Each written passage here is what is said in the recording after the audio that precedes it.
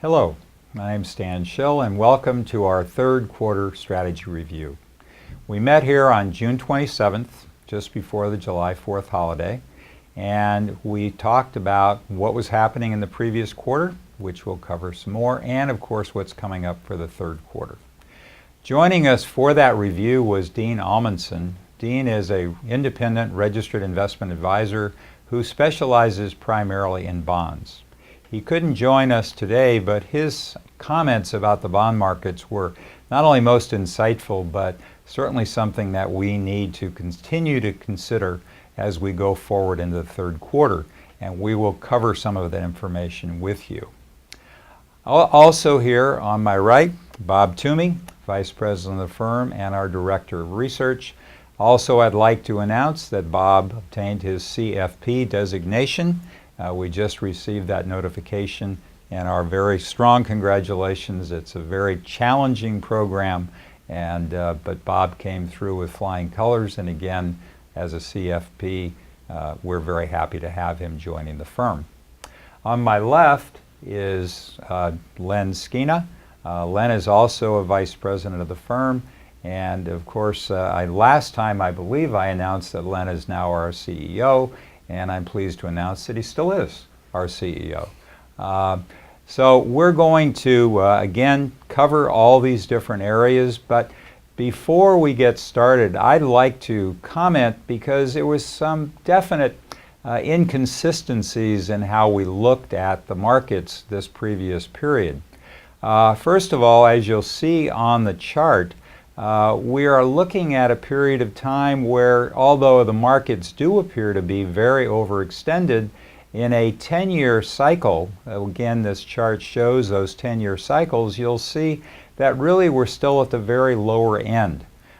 This leads us generally to believe that we are still in a secular bull market, and that bull market could carry forward. However, when we completed the second quarter, we are already 5 years into that bull market, and the second quarter was a very strong one, up 5.2%, and bonds also gained dramatically.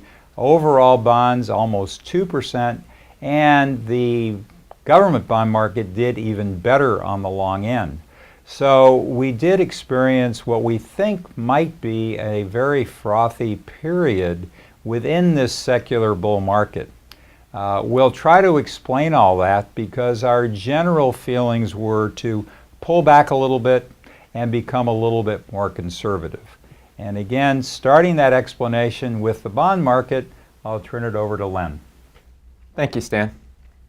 As Stan said, the bond market did experience some increases in value along the last quarter, and we've been looking for a while at a situation where there are very low interest rates, historically low interest rates, and we're expecting interest rates to rise. When interest rates rise, we would expect bond prices to fall. And so we've got this conundrum where bond prices just haven't fallen yet. They keep rising and interest rates are remaining low. The Fed has been extremely transparent in what it wants to do, and they have been tapering the purchases of mortgage-backed securities that are a part of their quantitative easing program, and they would like to begin to raise interest rates sometime next year. Right now they would like to keep them low, trying to stave off any inflation. They don't see inflation being a problem. And as long as they can continue to stimulate the economy by keeping interest rates low, they're going to continue to do that. But with the historically low rates that we have, we really don't see any place for the interest rates to go but up from here. And so we continue to invest with the idea that interest rates are going to be rising. We are looking at a long-term horizon, and even if we're off by a few months here or there, longer term, these interest rates are probably going to be going up. Given that, what we want to do is continue the policy that we've been using so far, which is to reduce the duration of our holdings, which means hold things on the shorter end of the bond spectrum. skew things towards short-term bonds and intermediate-term bonds while trying to reduce our holdings on the longer end. And to that end, what we're also doing is representing long-term bonds with high-yield bonds. We feel that at this point, interest rate risk is probably a greater risk than default risk because the economy tends to be in pretty good shape right now. And so if companies aren't going to be defaulting, then we feel that we can get that yield without actually subjecting ourselves to significant risk right there. So to a certain extent, our bond holdings at this point are exactly the same as they were last quarter. And we continue to see the picture as one where we're going to be protecting you against those increases going forward. To talk more about what the economy is experiencing now and the general economic trends, I'd like to turn things over to Bob Toomey and let him discuss that. Great, thanks a lot, Len. So obviously, as you're well aware, the economy has a very significant impact on the financial markets, and particularly the trends in the economy and the outlook for the economy. I think there are some things that are quite notable about what's happening currently. Finally, after a very weak first quarter, we are beginning to see the economy improve somewhat. The June payroll number of 288,000 was a very strong number, and I think better than most expected. Unemployment in June was down to 6.1%. Job openings, however, were flat in May, so we're getting some mixed pictures about actually what's happening with employment. In terms of the outlook for the second half, we have been saying, as you're aware, if you've been watching these videos in the last couple of quarters, we have been predicting an acceleration in the pace of economic growth in the second half, and we still feel that way. We think that there's evidence the economy is accelerating. However, consumer spending and wage gains continue to remain fairly muted. The other thing that's notable about what's happening right now is risk of inflation. Financial markets have been focusing on that a little bit more lately as a result of the stronger economic numbers we've seen, and also the situation in the labor market. Right now, we are experiencing a shortage of workers with specialized skills, and some economists believe that this could result in wage pressures in certain segments of the economy and therefore drive inflation higher. I think that it's fair to say that we do think inflation probably will increase, but not dramatically, and I believe that is the Federal Reserve's position as well. In terms of Fed policy, they remain very transparent. Janet Yellen, the Fed chairman, is adamant on continuing low interest rates. We continue to feel that the Fed will be gradualistic in their policies, and they will clearly telegraph what they're going to be doing in a way that we really have not seen before. Certainly prior to Ben Bernanke, the Fed has become much more open and transparent about their strategies. So all these factors are important for stocks because they drive corporate earnings. Earnings are a key driver of stock prices, and economic growth and Fed policy certainly impact earnings. And with respect to that, we do think earnings will accelerate in the second half as the economy accelerates, and that should be positive for stock prices as we move later in the year. The near-term concerns over valuation, as Stan mentioned, notwithstanding, we do think that the economy and corporate earnings look positive. Well, thanks, Bob, very much for those comments. As you can see, we are still not negative on stocks. And as a matter of fact, I'd like to kind of remind you of something that we mentioned a couple quarters ago, which is return on investment capital. We continue to see that as a trend. Mergers and acquisitions continue to go forward, and corporations seem at least to be using their money fairly wisely, and they certainly have a lot of money to use wisely, and we think they will continue to do so. In the meantime, the international sector has been improving, and we did make some changes in the international sector to take advantage of those changes. And Len, would you cover those? Certainly, Stan, I'd be happy to. We discussed a number of regions of the world, but primarily our discussion focused on a tale of three regions. We looked at Europe, we looked at China, and we looked at the emerging markets area. Europe at this time is kind of coming out of its own financial crisis and had its own version of a Great Recession that it's beginning to recover from. And it's starting to see some low, small, steady growth in that area. The Chinese area is one where they have quite the opposite problem. They were growing so quickly that they forced a slowdown. And in doing so, they've cut back from very, very aggressive growth to just very, very high growth, but not quite as aggressive as it was, going from maybe 10 down to about 7.5%. They also are dealing with the results of a potential credit bubble there. And we as a firm kind of feel that they're probably going to be able to manage that okay. The third area we looked at is emerging markets.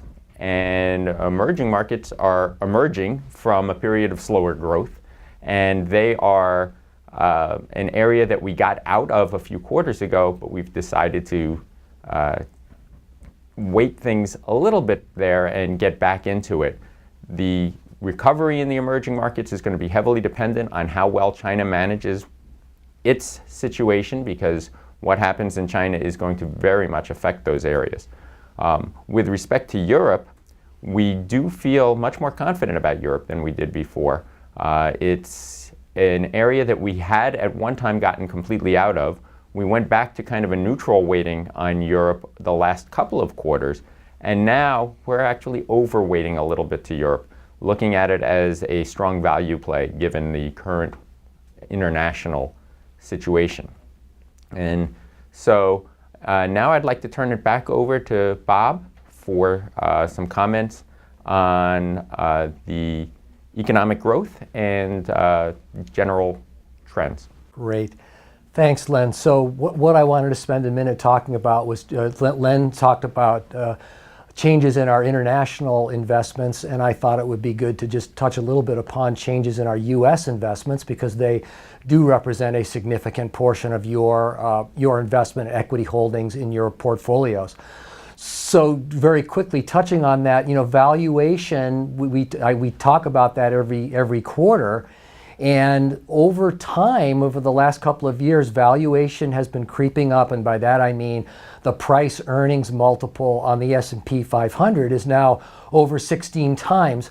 And I wouldn't say that that's super high, but I would consider it moderately high. The market's no longer cheap. I would also point out that there's a very high level of complacency as reflected in the VIX index. You can see this chart that we're showing, the CBOE volatility index. You can see how low that volatility has been for a long time. We've gone through an historic stretch of low volatility, and I think it reflects complacency and I think some increased level of confidence, and that can be negative in a market that has run as strong as it has. As Stan mentioned, I still think we are in a secular bull market. However, we did reduce U.S. equity exposure because we are a little bit concerned about the current near-term valuations, a little bit about investor sentiment right now. We think that the risk of a correction, which we have not had in almost 3 years, which is actually amazing, if you can believe that. We haven't had over a 10% correction in almost 3 years. That's about twice the normal duration between corrections. We're a little more concerned that the risk of a correction has increased. So we pulled back our U.S. equity exposure. In terms of our changes in the U.S. holdings, we did enhance your holdings of high-quality dividend-paying stocks. We continue to like that area. We are maintaining exposure to technology and healthcare. We like those sectors. We did reduce exposure to developing equities in order to take advantage of what Len mentioned as attractive valuations in Europe and emerging markets. And we did increase cash slightly as a way of hedging against what we think is a increased risk for a market correction. Not to say there will be one, but we feel that we have to, as fiduciaries and responsible managers of your capital, we have to think about these risks and take some measures to hedge against some of these risks. not time the market, which we don't do. Thanks, Bob. Well, there you have it. We are in again, a bit of a situation where we are bullish on the long term, and yet we did pull back a little bit from the markets just because we were somewhat concerned about the current extension, as Bob just mentioned, so long without a correction. I am going to put up one more chart which actually speaks to more of that confusion, and you can kind of make your own judgments. When you look at the chart initially, you'll see that it really tracks very well. As we mentioned before, the very long secular bull market we had between 1982 and the year 2000. We are currently about 5 years in from the time that our market bottomed out in 2009. Now, if you look at the chart closely, you'll see there was a significant event about 5 years out. And I do want to point out that we are not anticipating that kind of an event. It was a very sharp, largest pullback, one-day drop that the market's ever experienced. Again, we're not anticipating that, but that did happen about 5 years out in that long-term secular market. So again, you can draw your own conclusions. Again, we're not anticipating a major decline, but we do think it's time for the market to take a bit of a rest. So that's why we pulled back a bit. I'd like to also just remind you all that our website has archived all of these meetings, and you can go back and see what we said back going a year and a half now. And we'll continue to do that. Also, look forward to our new website, which should be premiering very, very soon. We've already seen the final copies. We hope that you like it, and we also hope that all of you will take advantage of being able to see your market performance and transactions on our website as well. So until next quarter, we'd like to say thanks for tuning in and hope that you do tune in again next quarter.